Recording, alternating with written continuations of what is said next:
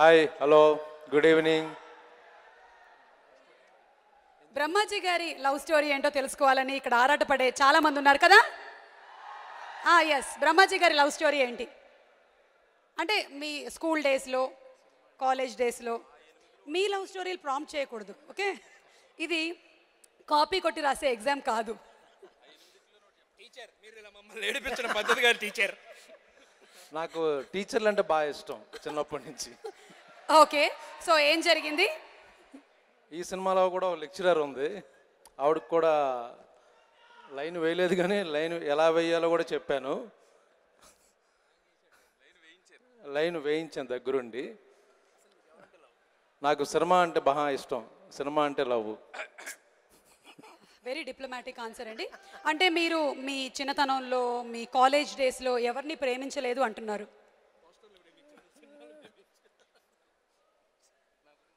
నా బదులు శ్రీనివాస్ రెడ్డి గారు ఆన్సర్ ఇస్తారు. శ్రీనివాస్ రెడ్డి గారు చెప్పండి. అదే అండి, అంటే సినిమా అంటే లవ్ అన్నాడు కదా. చిన్నప్పుడు చదువుకునే రోజుల్లో పోస్టర్ని లవ్ చేశాడు. డిగ్రీకి వచ్చాక సినిమా చూసి సినిమాని ప్రేమించాడు. ఆ తర్వాత సినిమా యాక్టర్లు ప్రేమించాడు, దాంతో యాక్టర్ అయిపోయాడు. ఏంటండి ఇది? పోస్టర్ని ప్రేమించాడు, మాస్టర్ని ప్రేమించాడు. ఓకే, ఫైనలీ మీరు చెప్పరు. ఏం చెప్పాలండి? మేము వినాలనుకుంటున్నది ఏంటి? మీ ప్రేమ కథ. చాలామంది ఉన్నారు, చేసిన చాలా ప్రేమ కథలు ఉన్నాయి. ఆ ఇన్స్పిరేషన్తోనే యాక్చువల్గా మలయాళం డైరెక్టర్కి నేను కథ చెప్పాను, దాంతోనే ప్రేమను మలయాళం సినిమా తీశారు. అది మీకు అందరికీ తెలియని సీక్రెట్ అది. సో ఇది నా లైఫ్ స్టోరీ ఇంచుమించుగా. కాస్ట్యూమ్ ప్రిపరేషన్ మాత్రమే అనుకున్నాను, ఇవాళ స్పీచ్ ప్రిపరేషన్ కూడా ఇంత ఉండిందని ఇప్పుడే అర్థమైంది.